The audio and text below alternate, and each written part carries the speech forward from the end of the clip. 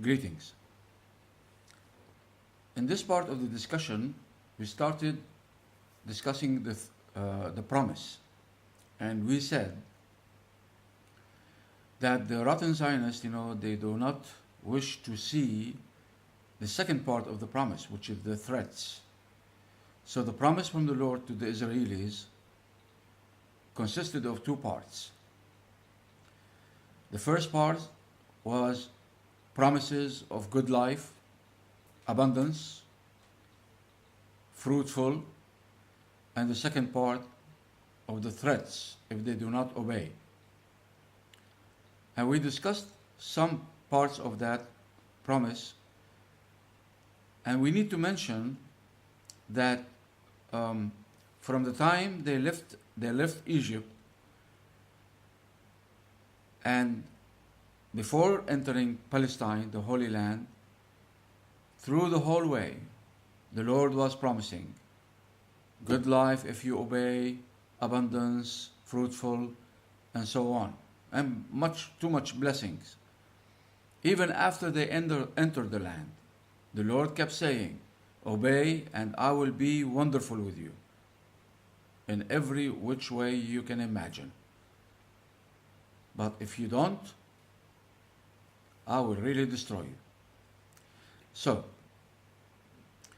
before we continue looking at the first part, the good promise part, and then the threats, and then the conclusion and what happened, let us see how many times the Lord almost destroyed them even before entering the land.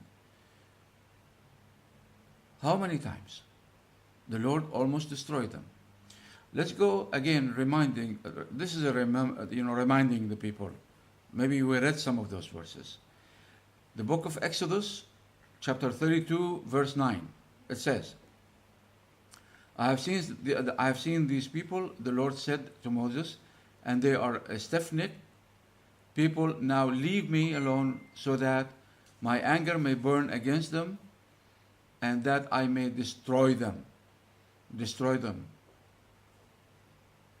Many times the Lord did this. He wanted to destroy them because of their evil. Many times. Through the 40 years in the desert, this was the conversation, the sequence of events. The Israelis go bad, rotten, and the Lord, was about to destroy them. And He destroyed thousands of them. And then He finally destroyed that whole generation, hundreds of thousands. And only their children were promised to continue to the land. Exodus chapter 33, verse 2 says, I will send an angel before you and drive out the Canaanites, Amorites, Hittites, Perizzites, Hivites, and Jebusites. Go up to the land flowing with milk and honey, but I will not go with you because you are a stiff-necked people, and I might destroy you on the way. Again, so many times He was about to finish them, to exterminate them. Verse 5 says, for the Lord had said to Moses, tell the Israelites, you are a stiff-necked people. If I were to go with you, even for one moment, I might destroy you. Again and again. Again and again. He almost destroyed them in the desert, all of them, and their children. Verse 33 says, but while the meat was still between their teeth, and before it could be consumed, the anger of the Lord burned against the people, and He struck them with a severe plague that destroyed many of them. The book of Numbers, chapter 14, verse 11, the Lord said to Moses, how long will these people treat me with contempt? How long will they refuse to believe in me in spite of all the things, all the signs have performed among them? I will strike them down with a plague and destroy them. with the plague. Many times. He put plague over them. And then Moses plea, and they start crying, and very sad story. Okay, verse 21, nevertheless, as surely as I live, and as surely as the glory of the Lord fills the whole earth, not one of those who saw my glory and the signs I performed in Egypt and in the wilderness, but who disobeyed me and tested me ten times, not one of them will ever see the land I promised. Not one of them. There were hundreds of thousands at this moment, back then in time. Okay. All right, but as for you, your bodies will fall in this wilderness. All right, and it ends, by saying, verse 35, they will meet their end in this wilderness. Here they will die. All of them. All of them. All those who went to Palestine and they said to Moses, you go with your God and fight. Kick the Palestinians out before we enter. So God said, those who said that, all of them will die. All of them. Only their children who will be born, starting, from the end of that year and so on for 40 years, those will be allowed to enter. Verse 19, when Korah had gathered all his followers in opposition to them, blah, blah, blah. And verse 20 said, the Lord said to Moses and Aaron, separate yourselves from this assembly, so I can put an end to them at once. Destroy them.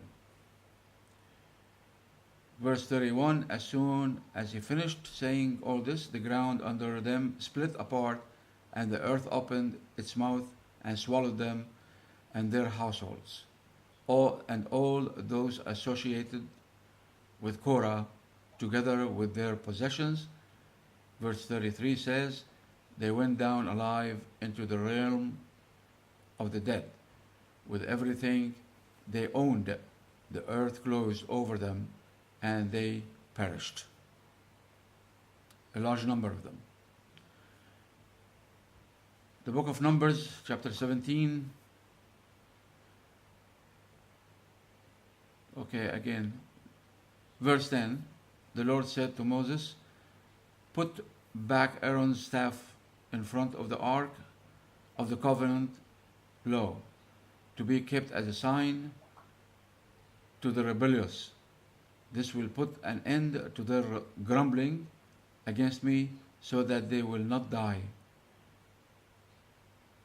So, to stop, the death to continue through the Israelis, he ordered this. All right, verse 12.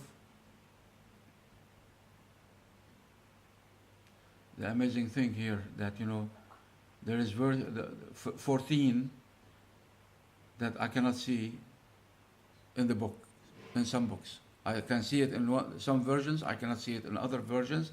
And verse 14 says that 14,000 died one day. 14,000 with a plague.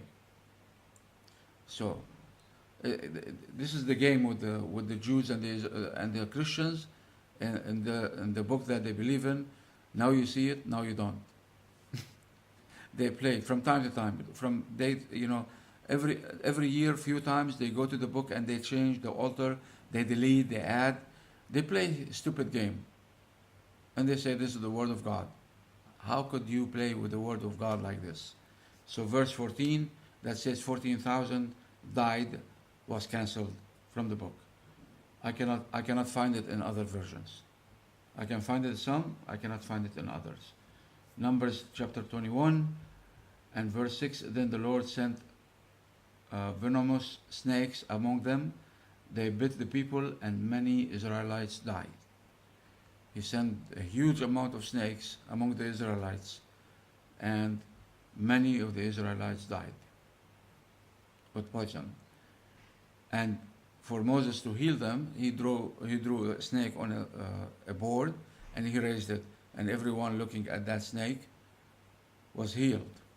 Then Christians, in their book, this incident is repeated about Jesus being the snake that Moses raised on the board so that, the world will be saved.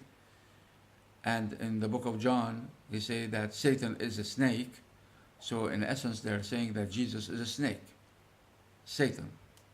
They insult Jesus so bad in the New Testament.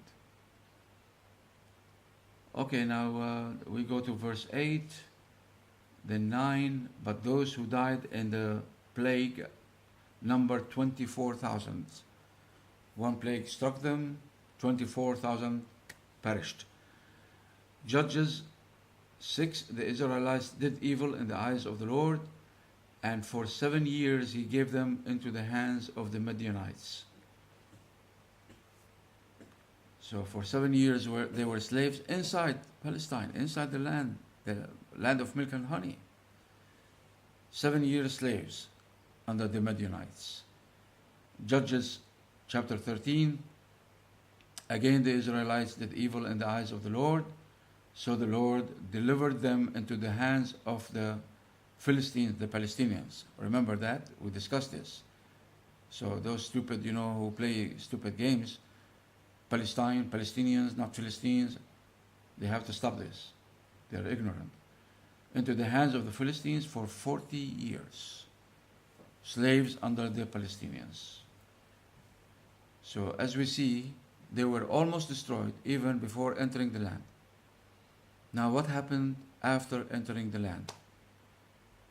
But before we discuss this, we have to go to the promise, look at it carefully, evaluate the two parts of the promise. It has two parts.